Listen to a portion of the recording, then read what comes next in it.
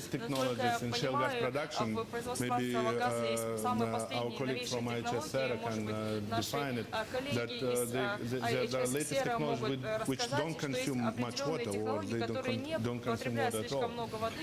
This is kind of the question. And In regards with the backup for that the gas power generation is the backup. The problem in Kazakhstan that we cannot build. I mean, there are not many places. We cannot build. I mean, there are not many places where you can do solar and basically there are places which are good for solar and there are places which are good for wind. So combined stations are. They could be in some places, but not everywhere. But we are looking in regards to the solar and wind power generation, we are looking for regional development. So we want to increase through green technologies some less developed regions. So we will do more investment. So we'll be investing more in less developed regions through the green technologies. And in those regions, for example, some regions they're good at wind, and some regions are good at solar. So from our point of view, gas power generation is the best backup. And you rightly said, there is an expression actually in our green economy concept which we just developed, that Kazakhstan will be going into green energy through gas. So basically, gas is a bridge towards renewables. So we cannot jump from coal straight to renewables.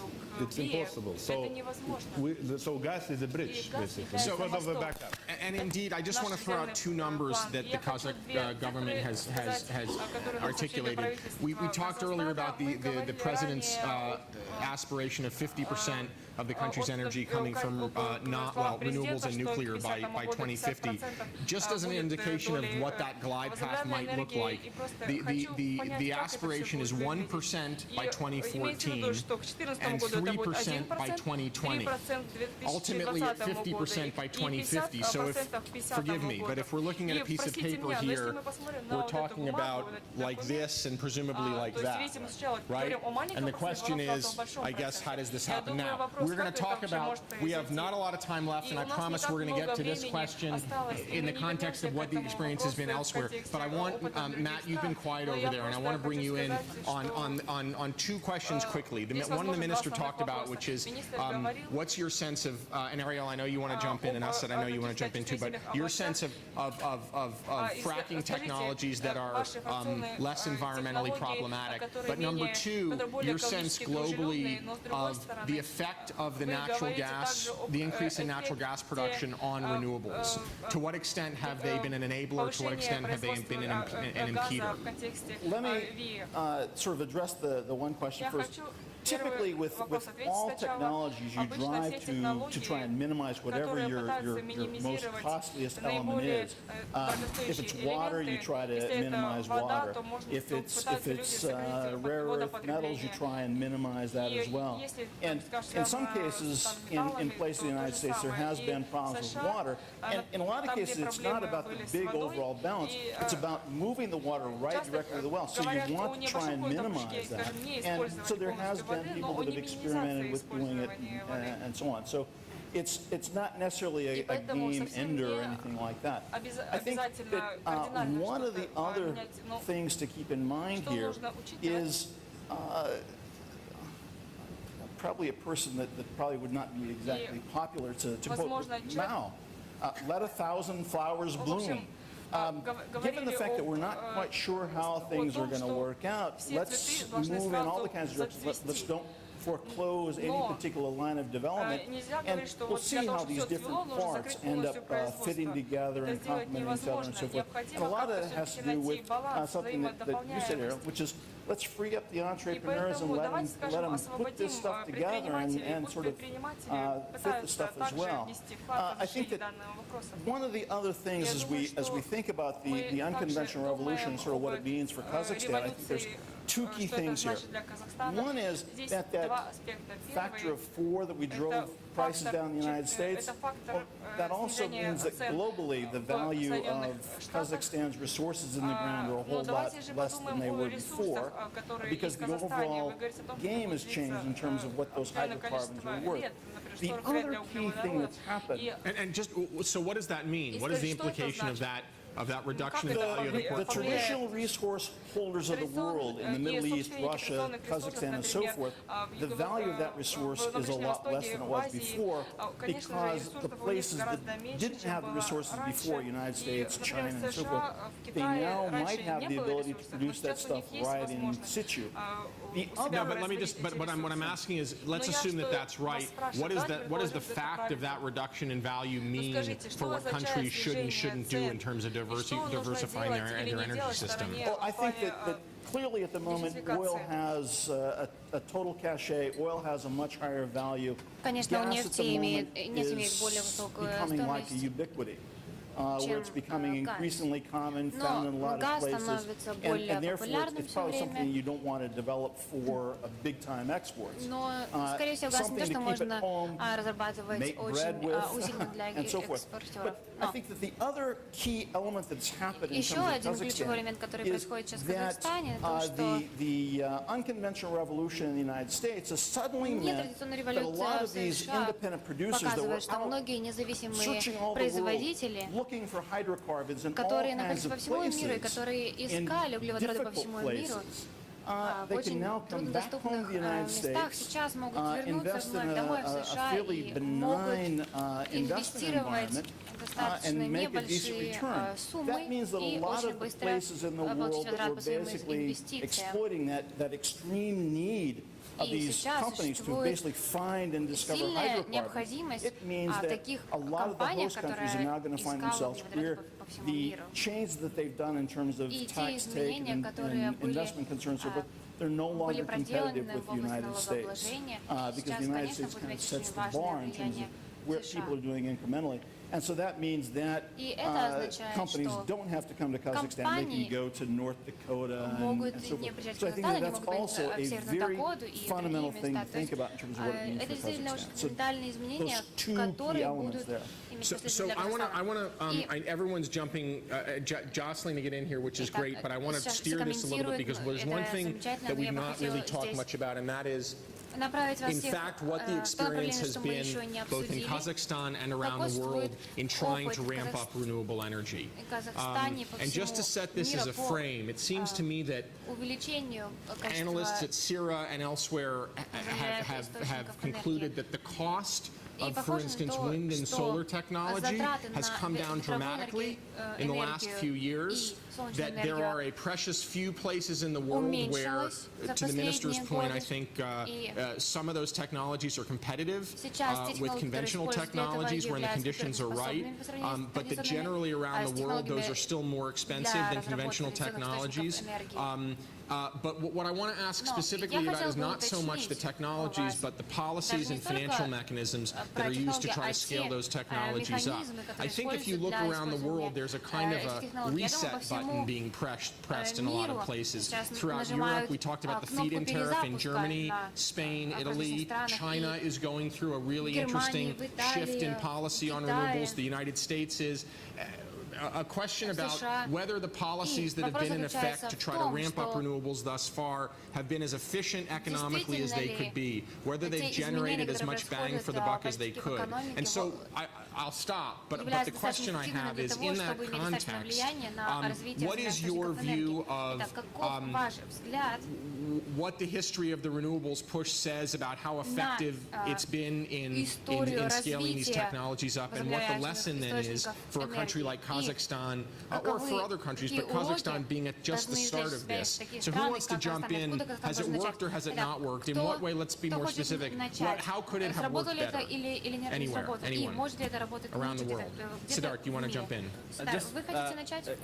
It's not directly answering the question, but it's raising further point that if you look at around the world, the experience of technology procurement, not just in environmental and green technologies, but overall, has been driven by the fact that what capacity the state and the regulators have показывает то, какие building the right возможности synergy with the private в стране sector и to какие возможности select существуют for в that частном particular place the right set секторе of technologies.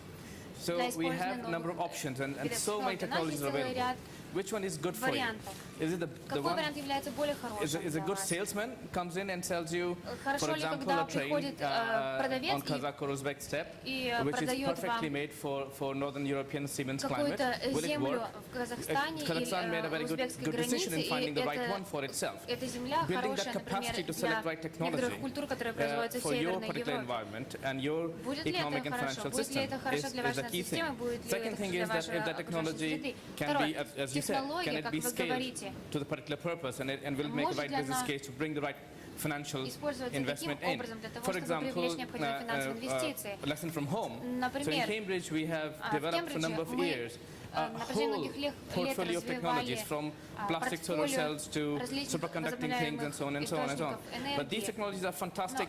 Эти So stop все for a эти second, just источники, to они define являются terms. Sure. Plastic solar cells мы are сейчас говорим о advantageous пластиковых compared to traditional solar cells. Why, theoretically? солнечных панелях по сравнению с обычными солнечными панелями. Почему это объясните? Во-первых, And их Kazakhstan, for проще example, as I said earlier, готовить. with this polymer wealth and rare earth metals can actually move into that much faster.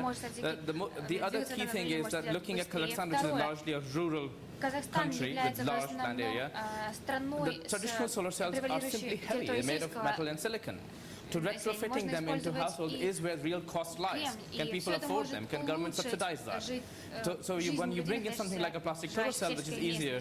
In fact, we were talking earlier, and you made to me the fascinating point about the inability of many structures in Kazakhstan to withstand the weight of a traditional solar cell. So let's just, everyone can probably picture a solar cell, but a solar cell is, what about the size of sort of the size of the side of one of these chairs, made of heavy glass and heavy metal, expensive machinery, and so what Siddharth is talking about here is technological innovation that would allow you to capture the sun's energy and convert it into electricity, but in a way that is much more adaptable and theoretically much cheaper. So continue with your story. So you developed this technology in Cambridge, and then what?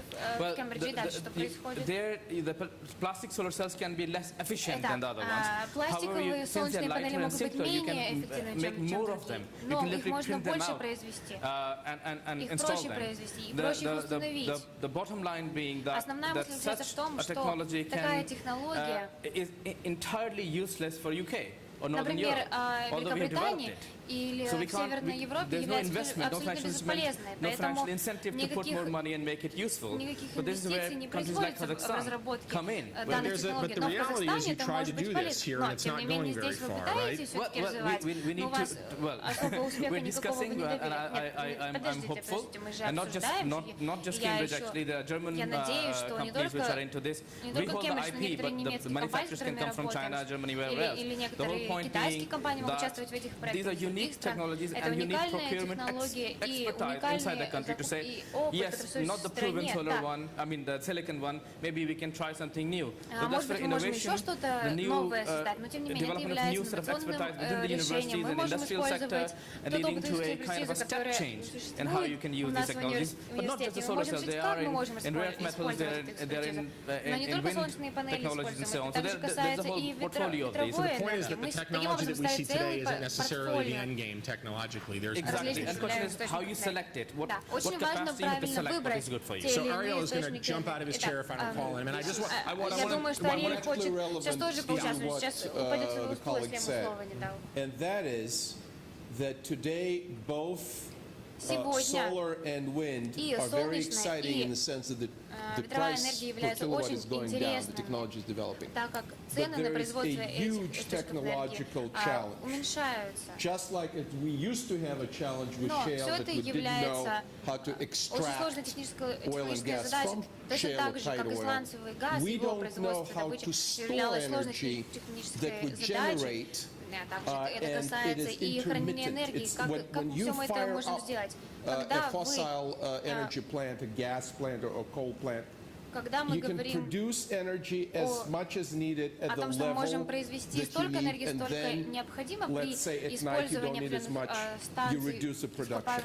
With solar, you don't control the clouds. Но когда речь идет о солнечной энергии, мы не можем контролировать облака пока еще. Мы не можем произвести столько энергии, сколько мы сами хотим. Мы не можем никак контролировать уровень производства. В некоторых местах, да, мы можем, например, в Саудовской Аравии можно это сделать.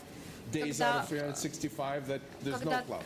With wind, the wind is Когда только 3 или 5 intermittent. It дней в blows году and у then it них doesn't blow. небо It blows закрыто less. облаками. Но в других So странах нет this таких challenge погодных needs to be условий. То taken into контролировать account in terms of storage. И это Storage нужно все now, принимать во внимание. То whether же самое you do касается it и with хранения capacitors, энергии. with flywheels, with pumping water up and then getting water down. It's still very inefficient Все and это еще expensive. And является until such все time существующие на данный as момент the storage issue is not resolved, it will be still a drawback for these И particular по-прежнему это будет являться недостатком при types of energy, and you развитии still need a данных видов backup, either технологий. gas or Нам coal, нужен that you can fire up when the sun is not резервный shining. At план. night, Если, you cannot например, get солнца solar нет, energy, right? а сегодня Or when there's no пасмурно, wind, то you don't нужен get wind какой-то energy. запасной So you вариант, always need that откуда backup, and you произвести need энергию. То есть to постоянно нужны build резервные варианты, a нужно more всегда smarter grid, more modern иметь grid умные that you can технологии, shift energy from современные place to place. So so we've talked технологии, for которые the можно past couple of использовать. minutes about technology, Я technological последние пару promise, минут and хочу technological поговорить о difficulty or технологиях challenges. и I want to bring us back for just a minute or two to talk about the efficiency of policies to try to deploy these technologies. Minister, you mentioned that the feed-in tariff is being considered in Kazakhstan. Someone mentioned the feed-in tariff in Germany and elsewhere in Europe. And someone can talk to this perhaps, but indeed, maybe Mr. Magov, you can talk to the experience of regulation with renewable energy elsewhere and what Kazakhstan is trying to do. But I think it's fair to read what's happened elsewhere as governments were very optimistic about subsidies for these technologies, and when the economy changed, governments got less generous with these technologies. They pulled back on some of those incentives, which has created real problems for these technologies globally. And so it's in this context that Kazakhstan is considering what to do. Mr. Magov, do you want to talk here about what is the most efficient way for Kazakhstan to go about, in a policy sense, subsidizing these technologies without over-subsidizing them, which seems elsewhere to have led to a kind of a backlash against these technologies? Действительно, сейчас мы наблюдаем, что себестоимость производства электроэнергии из возобновляемых источников энергии снижается. Вместе с тем большая разница с традиционными источниками генерации остается. И все большее использование альтернативных источников энергии, за исключением атомной электроэнергии, оно, конечно, повышает требования в целом к энергосистеме Казахстана. С точки зрения вот то, что уже говорили коллеги, о том, что нужны маневренные мощности, энергосистема должна оперативно очень подключать другие источники энергии, то есть развитие смарт-грид. И без какого-то нового технологического скачка избежать использования маневренных мощностей невозможно. То есть это вопрос накопления энергии, использования каких-то новых технологий, конденсаторов или других технических решений. Без них, я думаю, какого-то большого скачка в использовании альтернативной энергии добиться будет сложно. В отношении тарифов, конечно же, это сейчас вот раз обсуждаются вопросы, чтобы равномерную нагрузку на всех потребителей электроэнергии переложить в той части, в которой себестоимость электроэнергии из альтернативных источников дороже, чем от традиционной.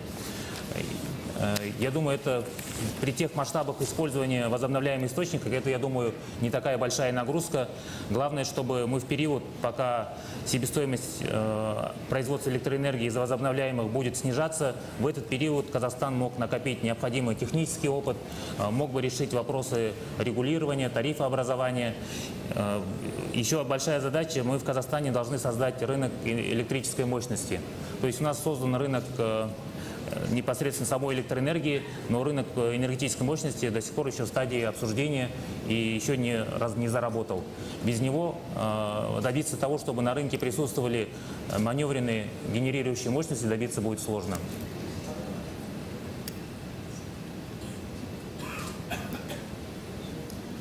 Minister Kaparov, I just want to ask you to address this. What lesson do you take from the policy debates elsewhere and the lessons around the world with regard to subsidies for renewables? To what extent has Kazakhstan learned anything from that in trying to repair some of the problems to the extent problems have happened elsewhere? First of all, we then should talk about feed-in tariff versus green certificate or any other models. So of course, any renewables producer or investor needs guaranteed sales of its electricity. Otherwise, an investor won't invest. So feed-in tariff is considered the best, most successful model because it guarantees payback. So basically, you give a guaranteed tariff to an investor. For example, in Kazakhstan, we consider 19 tenge, 18 tenge for wind, for example, for 15 years. So the investor will be guaranteed that he will be paid 18 tenge for a price for a certain period of time, for 15 years. And that will give him a certain IRR, it will give him a payback, and he is fine. A certain internal rate of return, a certain profitability. И также нужно рассматривать внутреннюю норму прибыльности. Да, конечно же, тогда это привлечет местных и иностранных инвесторов, потому что люди начнут участвовать. А как избежать чрезмерного субсидирования? Здесь мы опять же говорим о том вопросе, о том, насколько быстро нам двигаться в этом направлении. Конечно же, мы хотим начать со скромного темпа. Мы решили, что только 3% доля электроэнергии будет к 2020 году от ВИЭ. Это значит, что это будет 660 мегаватт к 2020 году. With about, say, about 1,000 or 1,100 megawatt of installed capacity. That's what we will start with. Вот это наша отправная точка. According to the industry specialists, after 2020 it will be the major development of renewables. And is the theory that at that point the technology will be a lot cheaper than it is now? It's taking, if you take an analysis of the technology development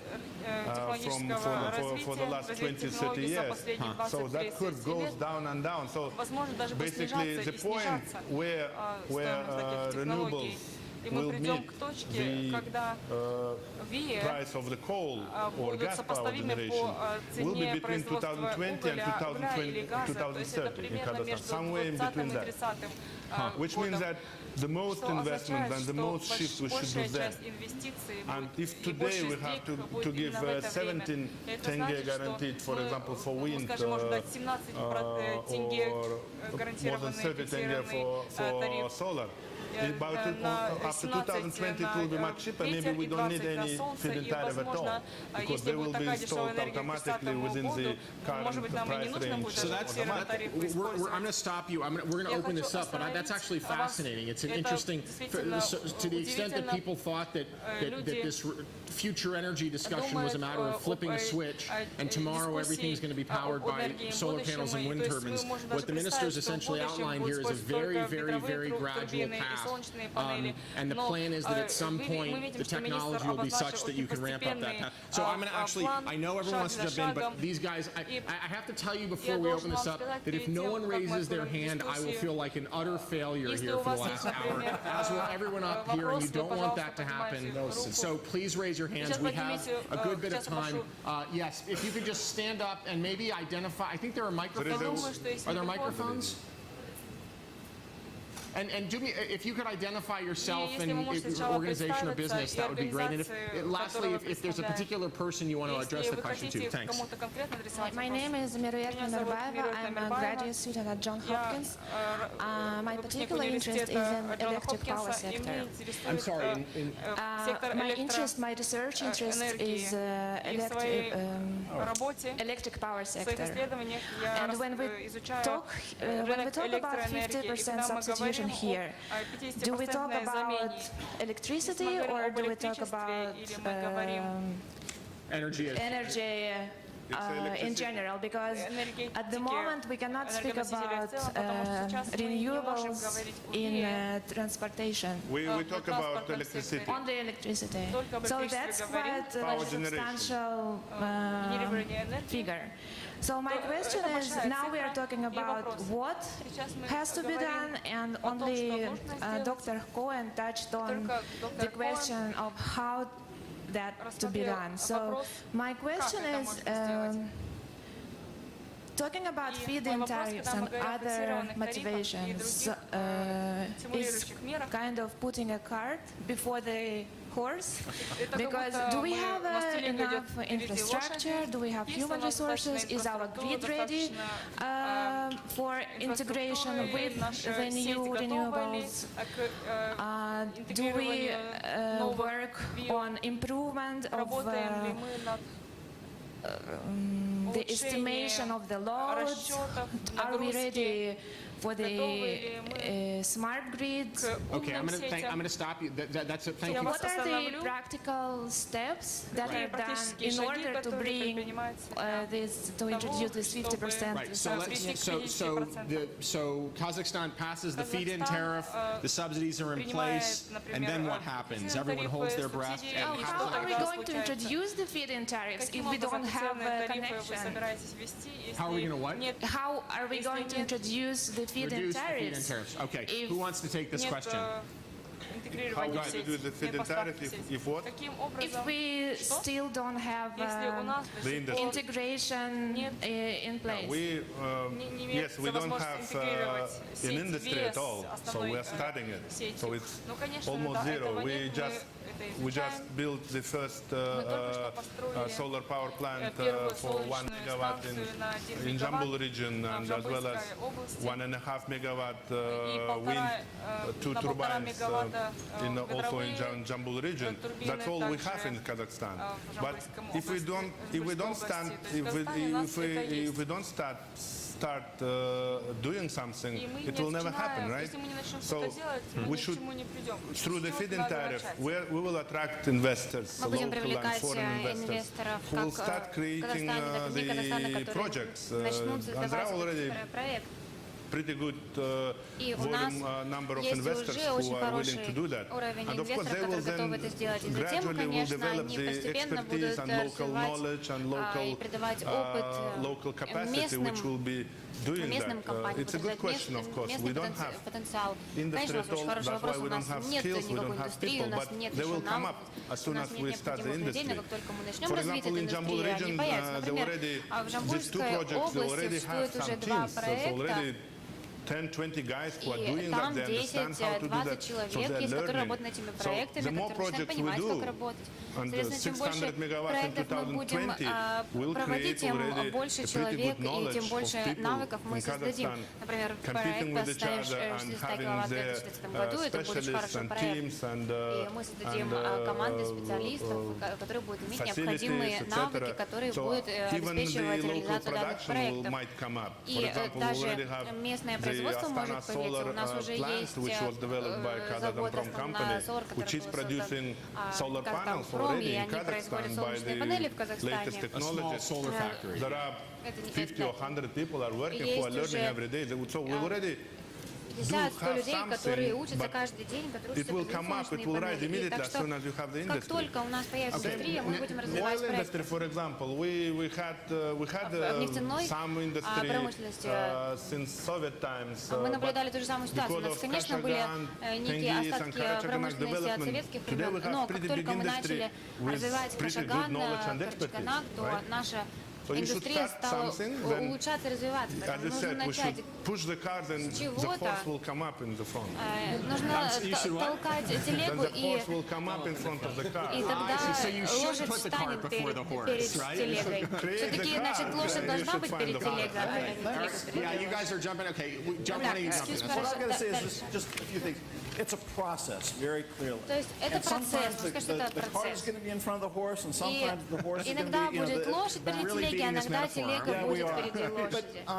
if you look at kind of how it's gone in Если Europe, вы in many посмотрите, ways каким they образом haven't been ready это as well. And there's a couple произошло of в critical Европе, то crossover вы можете points посмотреть, что where есть несколько different критических parts of the моментов, system get out of balance, где where мы one видим, thing что is некоторая going часть faster than the системы other and so forth. была And so, like I said, it's дисбалансирована, a что-то быстрее process. шло, что-то It takes a long медленнее, time, но and you have to все start это somewhere. процесс, это займет какое-то But you время, basically нужно have to начать с watch the чего-то, different и segments to make sure нужно that they don't get too смотреть far out of за balance. различными Otherwise, элементами you get этой a problem системы where you для get того, чтобы tariff все это deficits and двигалось so forth, where you гармонично. have too much of a Чтобы feed in and you don't have enough backup to generate нам the нужно total избежать такой tariff to ситуации, cover что the у нас entire очень amount. много фиксированных тарифов и нет It's a никакого process, резервного it плана. just moves along, То you есть just это have to процесс, kind of go он with it. двигается Okay, so you guys постепенно, want to и jump нам in нужно quickly двигаться because I вместе want с to let этим more people процессом. ask questions. Итак, But go ahead, Ariel. Yeah. давайте, this наверное, начнем particular комментарий. issue, Следующий I think вопрос. the minister is Я absolutely считаю, correct. что господин министр You абсолютно start верен. small Вы and you начинаете с build чего-то the мелкого knowledge и base. It's постепенно all, at this point, наращиваете from my point базу of view, знаний. С it's моей not точки about зрения, все это replacing не касается coal, того, gas,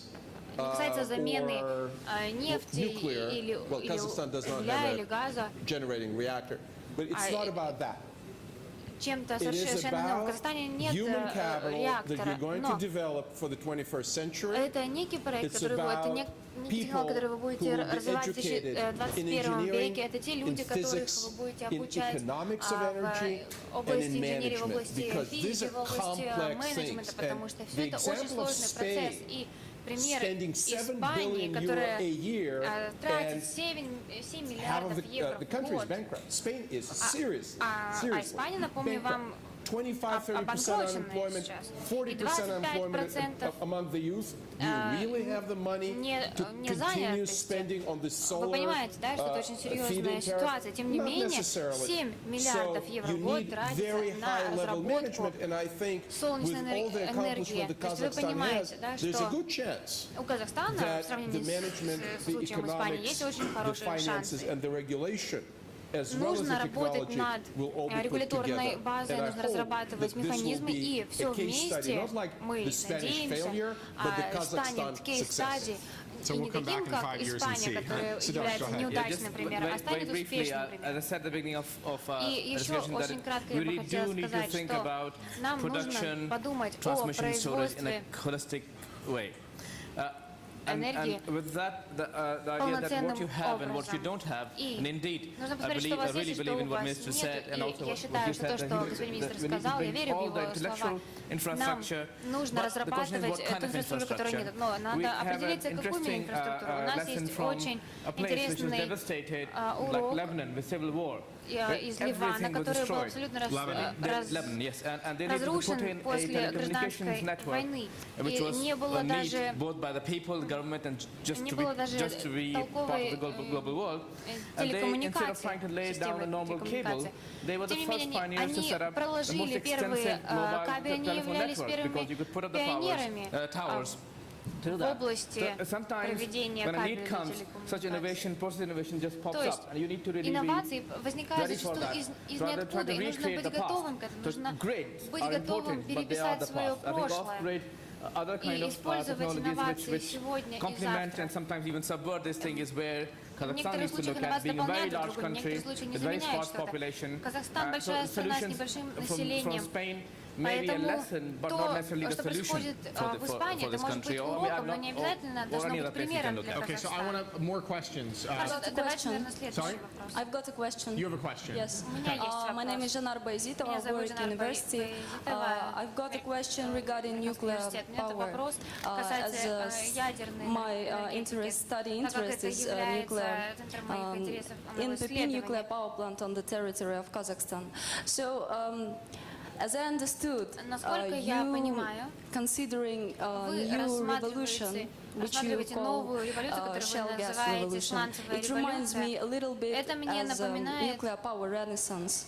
And as I can understood, everybody насколько я понимаю, put a lot of attention on все the уделяют new большое source of внимание energy новым as источникам shale gas энергии, is. таким как, например, So, сланцевый what газ. about nuclear power? Что же Because касается you ядерной forget that we've энергетики, got ведь rich вы забываете, uranium что у deposits. нас очень богатые You can't deny месторождения this урана, fact, и мы не можем and отрицать этот this факт. is a И great opportunity to это get замечательная energy возможность independence, получить isn't it? So I've got энергетическую a question независимость, to не так the ли? Вот minister. такой у меня вопрос министру Why don't you Капарову. consider Почему вы не nuclear nuclear power because it is environmentally friendly source of energy. Except of radioactive phobia. Потому что Indeed. у нас есть фобия, радиоактивофобия. Okay, Minister, why not О, nuclear? как вы How это much интересно nuclear? называете. We do have plans as a У government to develop нас nuclear есть industry. планы развития атомной индустрии. In our plans, И в наших we will have планы 2 gigawatts installed capacity входит by 2 2030. гигаватта мощности к Just to be 2030 clear, году. the expectation is that means what of the Что generating это mix, именно actual generation? означает? In Можете уточнить? 2030, it В will represent 2030 about году это 7 to 8% составит out of 32 gigawatts. 7-8%. Then, today we have Затем, 19 сейчас у нас gigawatts, есть so we will need 32 gigawatts in нам понадобится 2030, 32 and гигаватта в 2 gigawatts 2030 will году, represent и about 2 гигаватта 7-8% Of generation. of power generation. Создание We have that plans, and we already нас есть have in all заводы, и у нас our energy mix and in our energy basket plans to have that volume также есть планы of nuclear, and по it was rightly использованию said we атомной are энергетики uranium-rich как часть country, нашей энергетической and корзины. И we should have safe and good nuclear у нас production. должно быть It's not безопасное энергетическое environmentally производство. that friendly. I mean, we call it low carbon. It's really low Мы называем это carbon низкоуглеродное production. производство. Действительно, оно But таким we и should be является. careful with the Но, конечно, мы waste должны treatment очень of the nuclear осторожно waste treatment обращаться с after отходами. decommissioning of such plants. Also, После and the waste treatment после сдачи should be таких also заводов все included in business plans of отходы such и new projects. переработка отходов должна to являться be частью developed. бизнес-плана. That's my answer. We have Вот такой мой plans to ответ. У нас develop nuclear есть industry. So планы listen, развития thank you. атомной. What I want to do is I'm going to impose it Factoid to what Minister said. quickly, yeah. That Я apart хотела from бы the добавить plants кое-что, and что apart from uranium wealth you have underground, you have one кроме of the тех largest uranium месторождений, production которые у facilities in the вас world as well. есть, Uranium fuel cells в in недрах у Ulba, вас есть metallurgical также plants. и Supply очень the мощные заводы по and big production things. So переработке it's урана. beyond Такие just есть компании, как Арива и commodity of другие. uranium, but also Поэтому production and so мы здесь говорим не your только о question is very right. месторождениях I think урана, но также о there's a great potential производстве. here, И but we have to do it существует, right. и есть That's another огромные thing. возможности, Okay, other которые нужно questions? Yeah, правильно sure. использовать. Следующий вопрос. Mine is more a statement than a question because we're on a delegation from South Africa. We operate in Africa representing a company called South African Kazakhstan Investment Company. I think it's very obvious that there will be bridges to build between the various components, government, private partnership and investors. And it's very easy at these debates to say how do we get from the discussion into the actual investment. We are very excited by what's being discussed. We think there's enormous И нам очень opportunity between понравилось the various обсуждение. countries, Мы the верим, various что различные discussion страны topics that have been имеют made. большие We look возможности, forward to и engaging мы the various с people, нетерпением ждем and we участия believe многих that людей, и the мы верим, opportunities что between возможности the various countries and the various различных investors стран means that и we've got to различных get down инвесторов around the означает table and look то, что for мы можем opportunities сесть за as один opposed to стол и merely рассмотреть discussing. I think we should have конкретные all-side возможности discussions and try and сотрудничества, и, может implement быть, where там there даже are за пределами opportunities, официальных because we're very мероприятий excited можно by the current обсудить. И нам propositions очень that are being presented. понравились Okay, сейчас so we're going to try to minimize the plugs те and утверждения, maximize которые the вы сделали. questions, Конечно okay? же, давайте сейчас Questions in the постараемся back, please. сделать короткими Can someone вопросами get a и microphone длинными in the back, ответами. please? Пожалуйста. Okay. Yeah, go ahead. Yes, Sure. okay. And then you. Yeah. Мое имя Валерий Лукинчук, компания Vision Global Service. Я хотел бы обратить, еще раз повторю, моя фамилия Лукинчук Валерий, компания Vision Global Service. Хотел бы обратить внимание присутствующих к одному очень важному аспекту. Это традиционные наши месторождения нефти и газа, их правильное, экологическое, оптимальное использование, увеличение извлекаемости из недр, потому что это очень важные вопросы. Свидетельством тому, что Казахстан, правительство Казахстана уделяет этому внимание, есть постановление 13 августа 2012 года о концепции развития геологической отрасли до 2030 года. Это очень актуальное постановление, которое говорит о необходимости сочетания традиционных методов разведки, эксплуатации и инновационных методов. И я скажу, что опыт нашей компании практически показывает, что применение новых методов, в частности разработанных нашими специалистами и используемых порядка 10 лет в России, показывает очень хорошие эффективные результаты на пути снижения затрат на поиск, уменьшение времени поиска, экологичность в том плане, что нет необходимости сейсмической техники заезжать на территории заповедников и других вещей, обследование с легкомоторных самолетов или вертолетов. Это очень кратко. Пожалуйста, у вас вопрос какой-то есть или что? Вопрос конкретно есть у вас? Если есть какой-то вопрос, отлично. Если нет, то, пожалуйста, видите, мы сейчас не рекламируем компании, я не хочу вас обидеть. Но есть вопрос у вас конкретный? Вопрос к участникам панельной дискуссии. Какие практические меры правительство Казахстана по этому постановлению разработало и применяет? Кратенько. По постановлению 2012 года по развитию новых подходов к делу. Вопрос какой? Что там, какие меры Казахстана, правительство Казахстана? Конкретно, пожалуйста, вопрос. Я не хочу, чтобы вот много... Давайте, может быть, господин Магаов, о мерах Казахстана Вообще, конечно, не расскажет. совсем относится к теме, наверное, сегодняшней сессии, но Министерство индустрии и новых технологий недавно презентовало изменения в текущий кодекс о недрах и недропользовании, чтобы стимулировать именно инвестиции в геологоразведку, чтобы инвесторов больше привлекать, именно дать им определенные гарантии, что после стадии разведки у них будет больше прав на заключение контракта на добычу. И они подготовили пакет законопроектных изменений, чтобы сделать именно как инвестиции в геологоразведку и в дальнейшую добычу полезных ископаемых более привлекательными. Okay, questions. Хорошо, вопросы. There was a person in the back Пожалуйста, who I кажется, called on сзади before, but who didn't get a chance. I think- человек хотел задать вопрос в заднем ряду, пожалуйста. Практически никто не вкладывает в геологоразведку. Алло, слышно, да? Раз мои юные коллеги энергетики представляются, что они закончили, я выпускница Московского энергетического института, энергетик со стажем 45 лет. Вот мои юные коллеги по энергетике, они вместе начинали, когда я еще в Министерстве энергетики работала. Мне просто кажется, что прежде чем обсуждать вот такой стратегически важный вопрос, переход на зеленую энергетику, экономику, надо говорить о политической, экономической и социальной стабильности страны. Энергетика – это такая отрасль, это аксиома, это с ней, как сказать, просто моделировать – это очень опасно. Поэтому в Казахстане базовой энергетикой является угольная энергетика. Все наши, как сказать, оборудование, опыт эксплуатации – это угольная энергетика. И вот недавно был национальный доклад «Казэнерджи». Там говорится, что в большой, далекой перспективе у нас будет угольная энергетика. Я вам напомню, что у нас из 6-9 станций электрических 40 станций – это тепловые станции. Ветроэнергетикой. Если, знаете, у нас была шутка, когда мы в Москве учились, что вместо обещанного коммунизма в 80-м году были Олимпийские игры. Я не верю, что в 50-м году 50% ВИА и Казахстан будет развитой страной. Надо очень осторожно. Поэтому, Асет Магаевич, мы с вами работали, когда вы еще из Москвы приехали.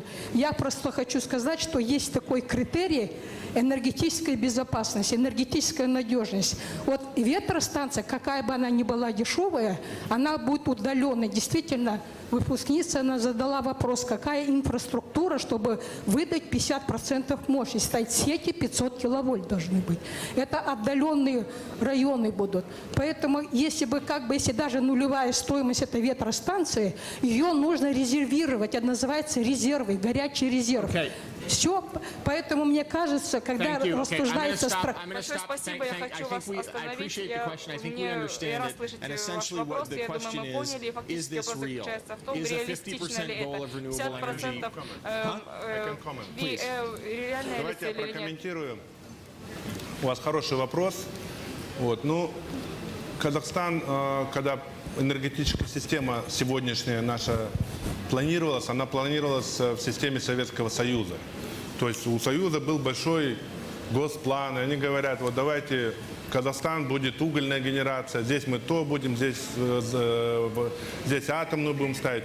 То есть мы в той советской модели, у них были там угольным кластером генерации, поэтому и вокруг угольных бассейнов и строились наши промышленные предприятия энергоемкие, такие как Кармет и так далее. Сегодня мы независимая страна, и сегодня мы должны по-новому взглянуть, не по-старосоветски, да, и сидеть на старой советской модели, придуманной, где мы являемся их кластером советским, да, большим. Сегодня у нас, в советское время у нас не было газа, например, да? У нас не было в таких объемах, в котором он сейчас будет. И если у нас столько газа, почему? А газ это очень хороший, тем более у нас дешевый газ, потому что он попутный, а не добычной. Почему нам не увеличить долю генерации на газе? И сидеть на генерации, которая 88% на угле, или там, я, может, ошибаюсь, там плюс-минус, это не стабильно, это не, как бы, неразумно, потому что надо диверсифицировать портфель генерации. То есть нельзя сидеть только на одном источнике. Весь этот источник угольный, это еще из первой индустриальной революции, да? Во второй индустриальной революции это уже вот нефть и газ были, газовая генерация появилась. Сейчас уже третья индустриальная революция начинается с возобновляемыми источниками, а мы все сидим на старой технологии угольной, да?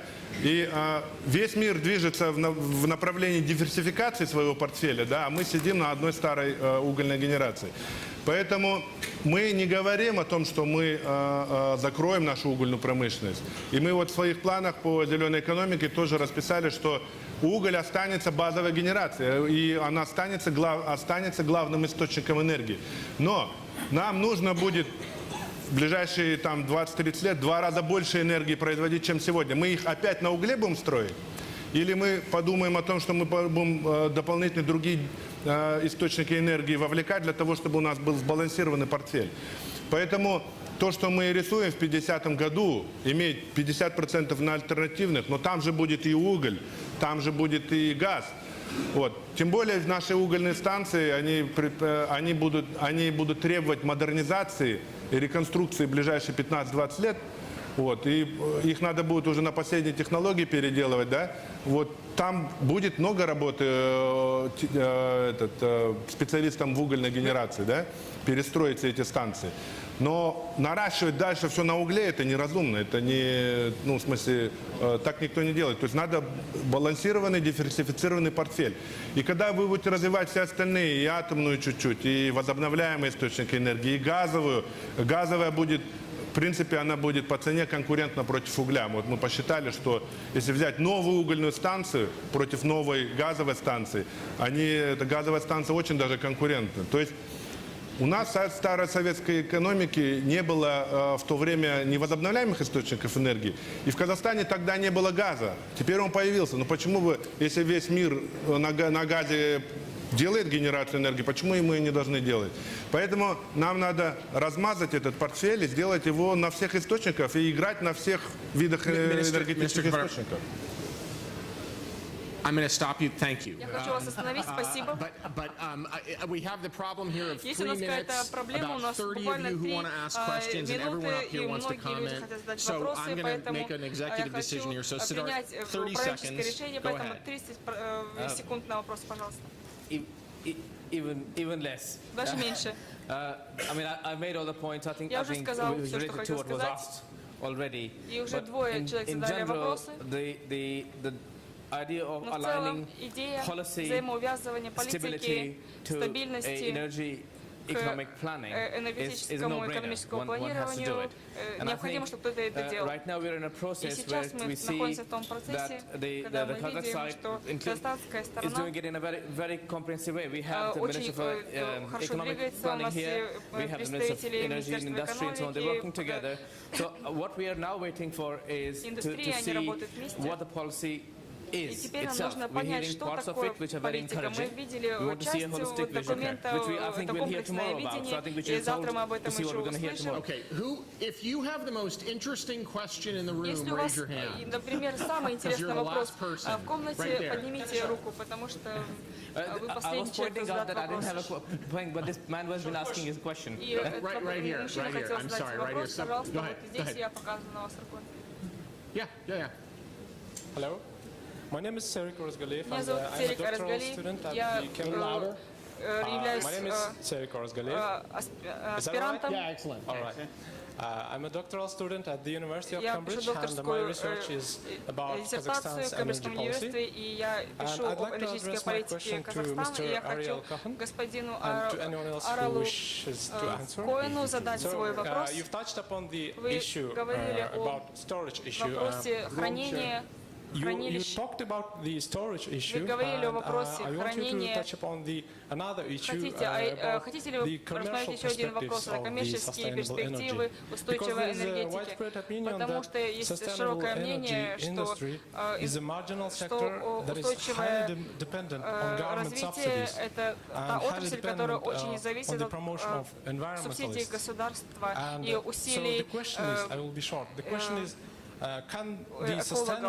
И теперь вопрос, может ли отрасль устойчивой энергии развиваться без субсидий? И последний вопрос. Какие коммерческие перспективы такой отрасли устойчивой энергетики?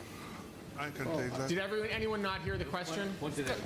Скажите, все слышали The вопрос? question is basically, can what the gentleman called sustainable energy sources ultimately be commercially viable without Могут ли они быть subsidy? экономически эффективными без субсидий? Давайте сфокусируемся на этом вопросе.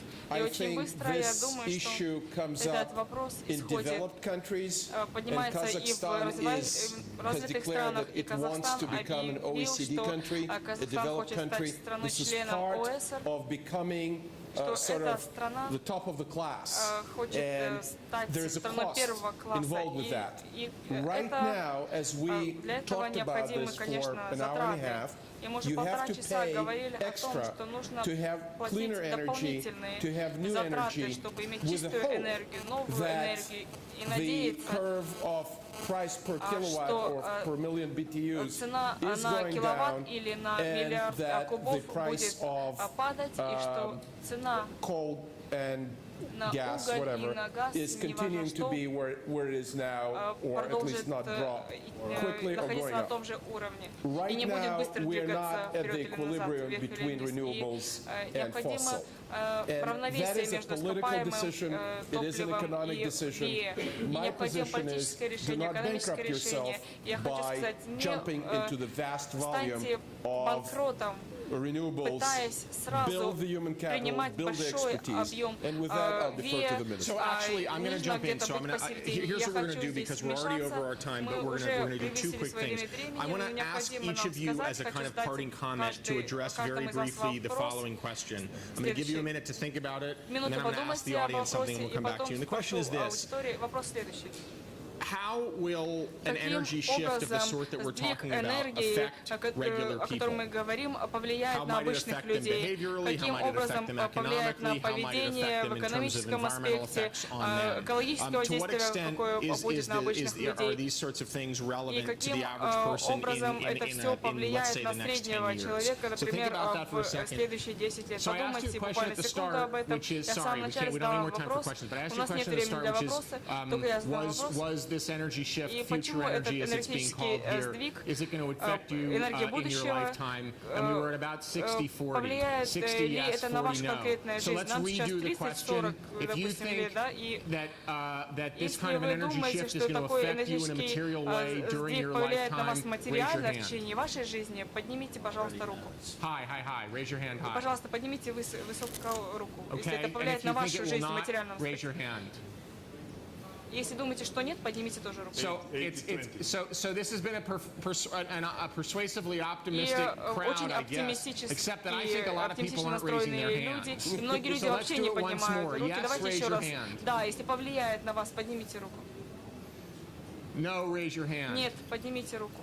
Не Wow, повлияет. that's a shift in statistics. Мы Okay, видим, so что the уже question сдвиг here very статистики. quickly И is, вопрос a очень minute быстрый each of you, участникам дискуссии. how is what we talked about here going to affect people Образом, in вот то, ways что that мы, о they чем can мы relate to, говорим, or is it not? повлияет на Mr. людей McGough. или не повлияет? Господин Магау. Ну, в краткосрочном периоде, я думаю, с учетом того, что масштабы альтернативной энергетики у нас не такие большие, существенные нагрузки на потребителей в плане тарифов, я думаю, не надо ожидать.